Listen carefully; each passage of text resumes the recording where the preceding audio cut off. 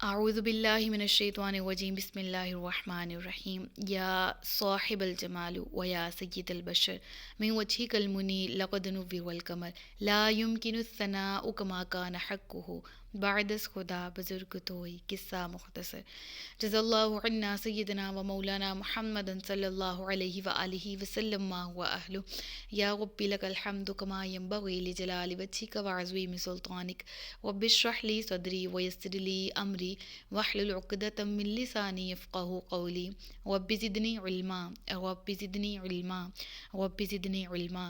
السلام علیکم ورحمۃ اللہ وبرکاتہ۔ میں حافظہ افرا جاوید اسلام آپ سب لوگوں سے مخاطب ہوں اپنے یوٹیوب چینل انفینٹ اسلام میں۔ آپ سب لوگوں کو خوش آمدید کہتی ہوں۔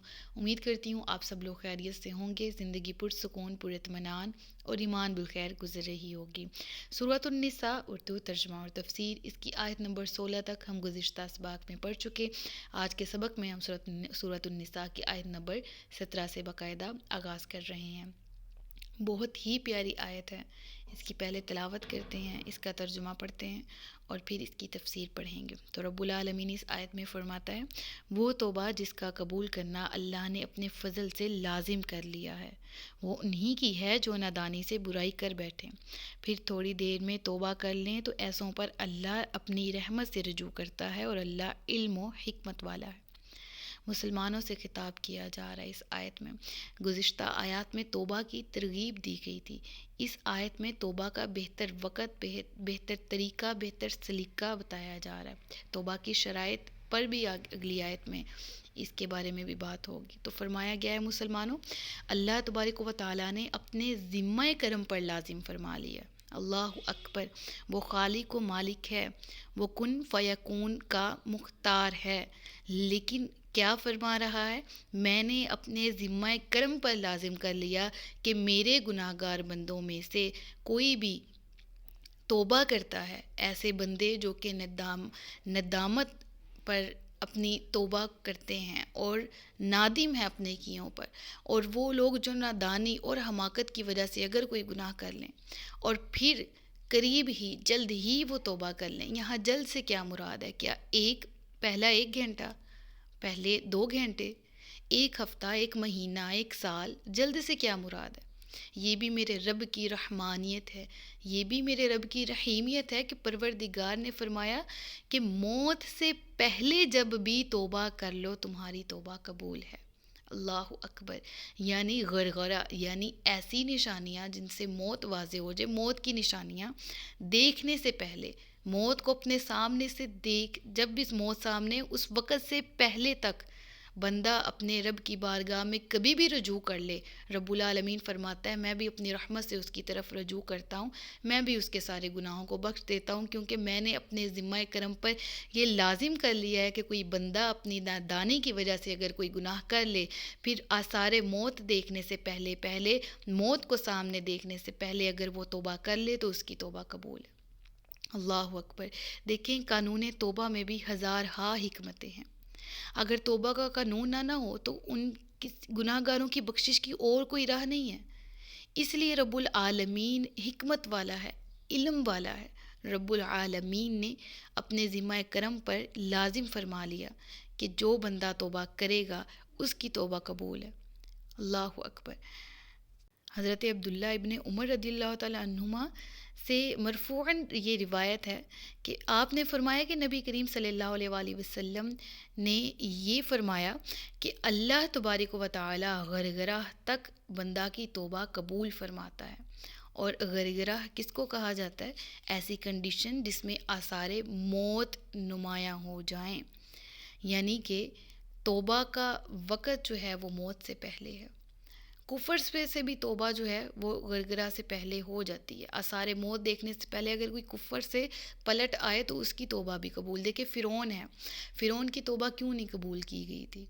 کیونکہ اس نے موت کو سامنے دیکھ لیا تھا، اس نے اپنی قوم کو ڈوبتے دیکھ لیا، اب اسے پکا علم تھا کہ اب میرے ڈوبنے کی باری، تو اس نے کہا میں موسیٰ اور ہارون کے رب پر ایمان لاتا ہوں۔ بعض روایتیں یہ بھی کہتی ہیں کہ اس کو تو اتنی بھی توفیق نہیں ہوئی، اس نے بس کوشش کی، لیکن اگر اس نے کہہ بھی دیا تو کیا اس کی توبہ قبول کر لی گئی تھی؟ نہیں، کیونکہ اس نے اپنے سامنے موت کو دیکھ لیا تھا، تو اس وقت اس کا کفر سے ایمان کی طرف پلٹ آنا قبول نہیں۔ ایسی علامات موت، موت کے فرشتے دیکھ لینے کا وقت، موت کی علامات دیکھ لینے کا وقت، یہ تمام کی تمام غرغرہ کہلاتی ہیں۔ جان نکلنے سے پہلے تک کی توبہ، گناہوں سے توبہ اللہ تعالیٰ اپنی بارگاہ میں قبول فرما لیتے ہیں۔ دیکھیں اس میں بہت سی حکمتیں ہیں۔ ایک وہ شخص جس کو جیل میں قید کر لیا جائے تو وہ باقی کے قیدیوں کے ساتھ اپنی عمر گزارتا ہے۔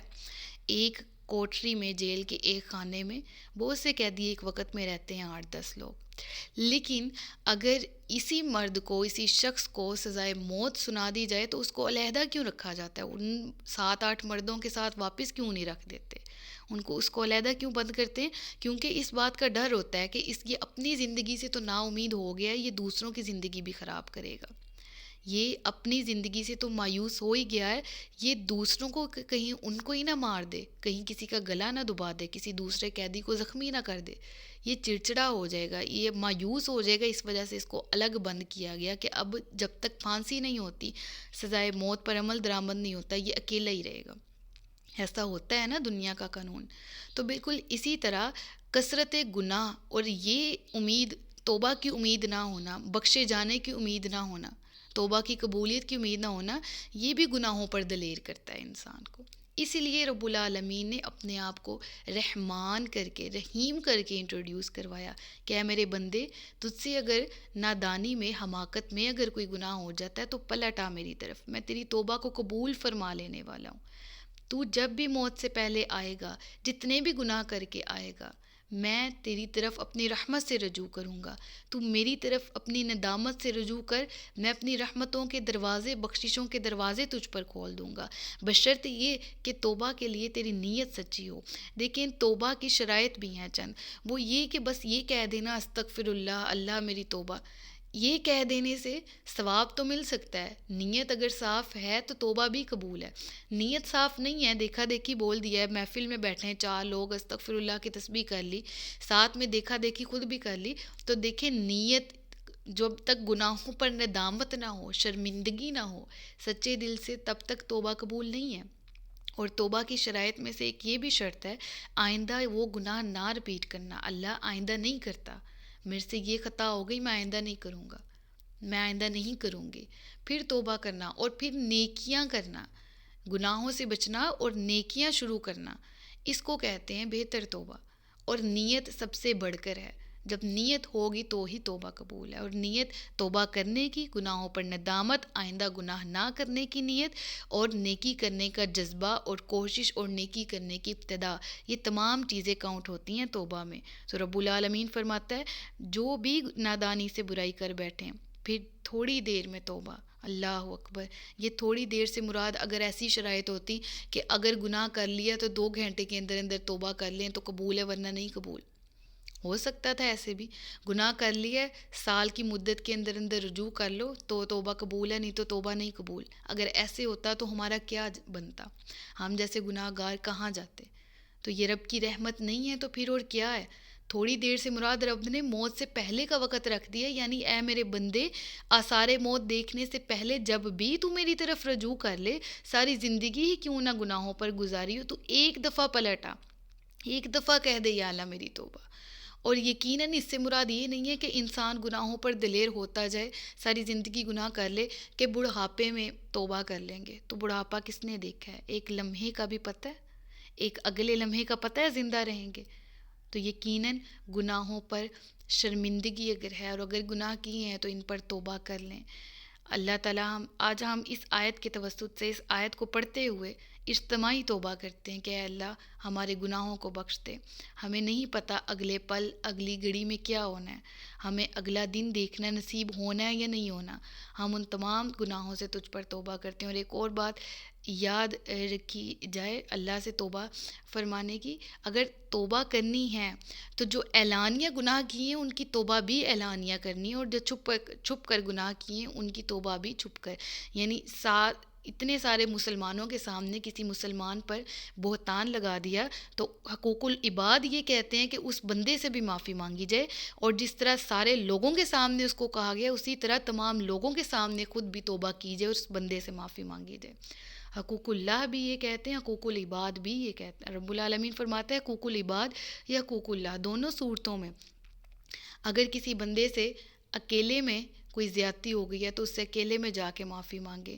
جماعت میں زیادتی ہوئی ہے تو جماعت میں 7 لوگوں کے سامنے، بڑی جماعت کے سامنے ذلیل کر لیا اور بعد میں میسج کر دیا کہ وہ معذرت، مجھے بولنے کا پتہ نہیں لگا، وہ معذرت، مجھے غلط فہمی ہو گئی تھی، تو اس بندے کی عزت تو آپ نے بڑی محفل میں مجروح کر دی اور بعد میں اکیلے میں معافی مانگی جا رہی ہے، میسج کے تھرو مانگی جا رہی ہے۔ اگر زبان سے سامنے ذلیل کیا تھا، کسی مسلمان کو کرنے کی کوشش کی تھی، تو پھر اپنی ذات میں کیوں اس طرح کی بڑائی پائی جائے کہ پھر اسی زبان سے جا کے معافی نہیں مانگی جاتی؟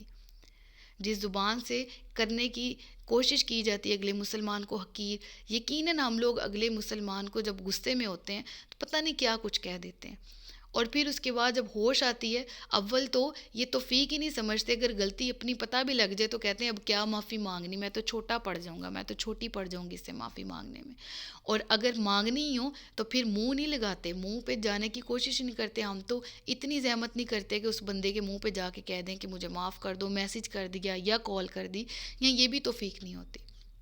تو دیکھیں رب العالمین کیا ارشاد فرما رہا ہے، اور ہمیں جب چاہیے کہ ہمیں اللہ معاف کر دے، ہم اللہ سے یہ چاہتے ہیں تو ہمیں چاہیے ہم بندوں کو معاف میں نے آج تک معاف کر دینے والے کی زندگی بے سکون نہیں دیکھی، اس کی زندگی میں سکون بہت ہوتا ہے جو معاف کر دینے والا ہو، اور جو معافی مانگنے کی کا ہنر رکھتا ہو، اسے پتہ ہو کہ کس طرح دل جیتنے ہیں، وہ معافی مانگنے کی عادت رکھتا ہو، تو وہ بندہ کبھی بھی بے سکون نہیں ہوتا، وہ پرسکون ہی رہتا ہے ساری عمر۔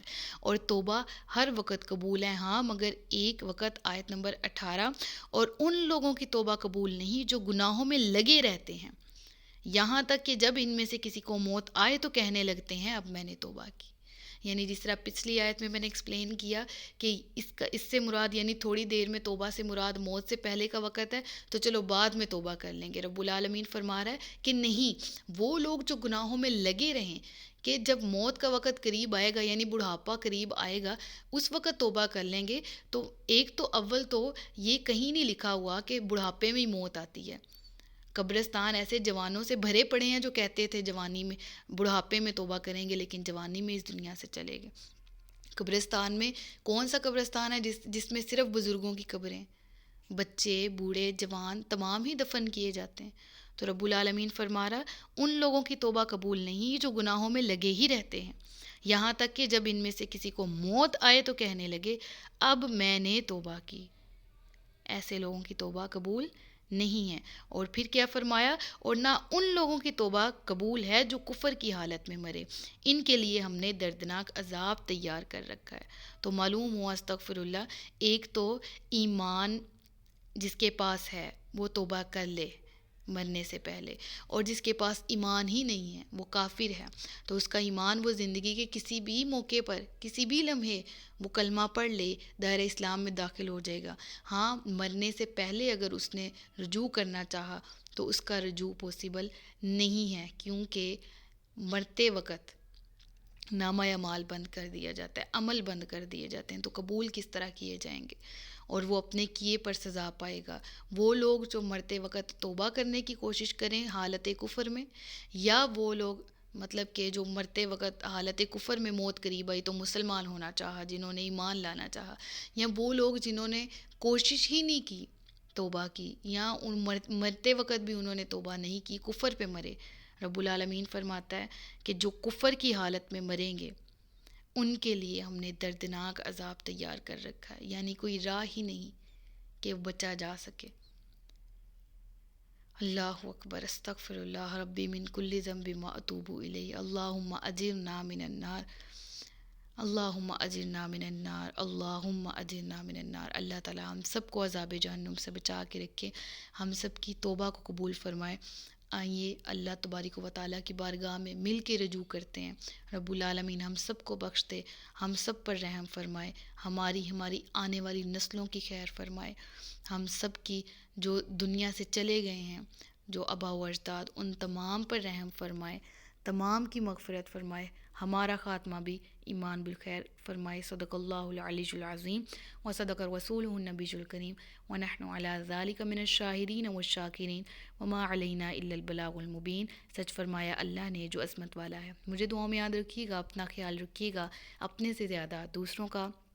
تاجدار ختم نبوت زندہ باد. پاکستان ہمیشہ زندہ باد. السلام علیکم ورحمۃ اللہ وبرکاتہ.